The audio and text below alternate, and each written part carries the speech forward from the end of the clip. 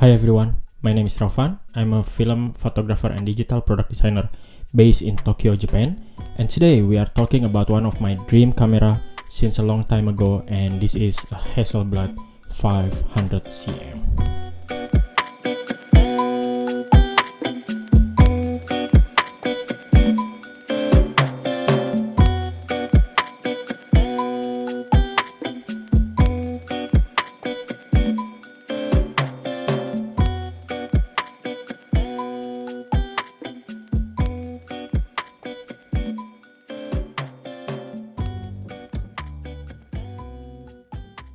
Now, one of the reasons why this camera is so special to me is back the time when it was the first year of my photography journey. Some of my favorite film photographer in Indonesia using this camera, and their work blew my mind. After that, I was browsing on the internet about the history of this camera, and the more I learn about this camera, the more I love it. Back then, it was the early time of my design career, so it was around 2016 and 2017.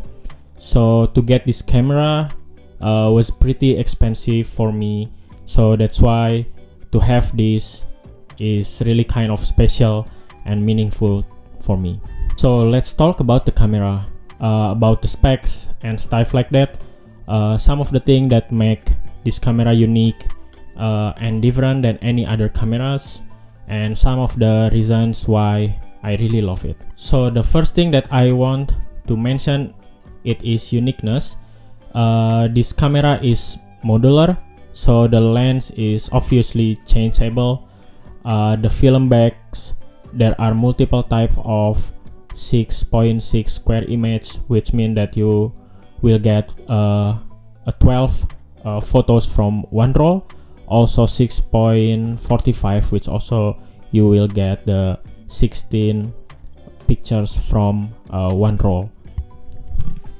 The next one is you have this waist level viewfinder, which I personally really like it, but you have also the option to change it to the normal one.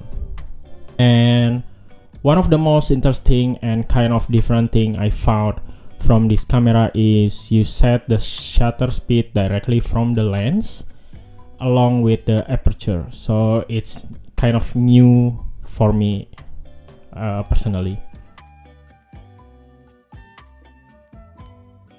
So after you know that you can only get a little bit more exposure from a one roll by using this camera, so it's kind of like pushing you to make more decisive about the scene you are going to take. Now let's go dive a little bit to see the result from my Hasselblad 500cm.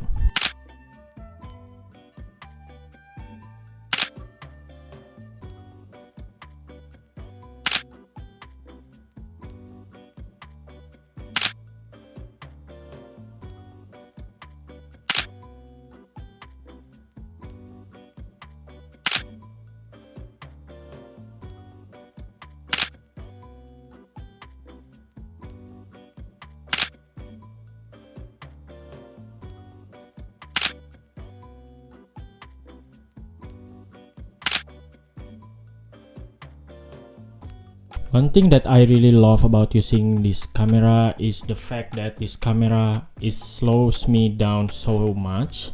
To take the picture using this camera, you need to take out the dark slide, which I still often forgot to do that until now. Like I said before, all of the settings are on the lens as well, like the shutter speed and the aperture settings. So it's kind of unique for me and new. But I kinda like it because it is somehow like creating a piece of art than taking a picture. So to take one picture really takes quite of time for me. So as you know before, this camera has a film bag, and you can own multiple film bags. So means that you don't have to wait until the film is finished to use another film. But what you need to do is only to own multiple film bags, so that you can change it in the middle of your photo session if you need it. So what you need to do is just put the dark slides in and then change the film back to another that use a different film, so it gives you a lot of versatility, especially if you are a professional film photographer or wedding photographer. And now let's talk about the waist level viewfinder, as this is my very first time owning a camera with waist level viewfinder. I feel like looking through this is really amazing. It makes me record it every time I do a photography session with this camera. But what makes me confused when I use this camera for the first time is the fact that the image you are seeing at the waist level viewfinder camera is mirrored. So it was a little bit weird for me at the first time and confused me a lot when making a composition for my photos. But again, this one is making me slow down the process again, and I like it.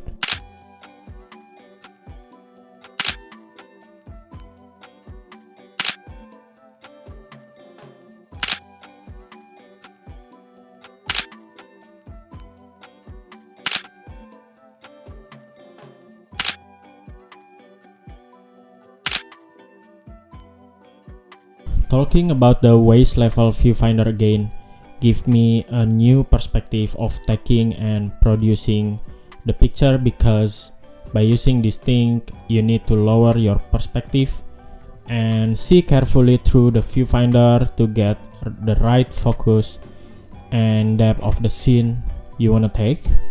So it is kind of creating a new composition and a different point of view for my photograph compared to my other camera, which are always at the same height as my head level. I have dreamed about this camera from a long time ago, as well as using it for quite a while, so I feel like I'm quite adapted to this. But again, as the first timer, I think it takes a little bit of time to adapt to this camera, with its uniqueness, of course. So alright, thank you so much. If you have a question about this camera, feel free to ask me through my social media or this YouTube channel. I would really love to answer all of your questions as much as I can. So thank you so much, and see you in the next video. Ciao.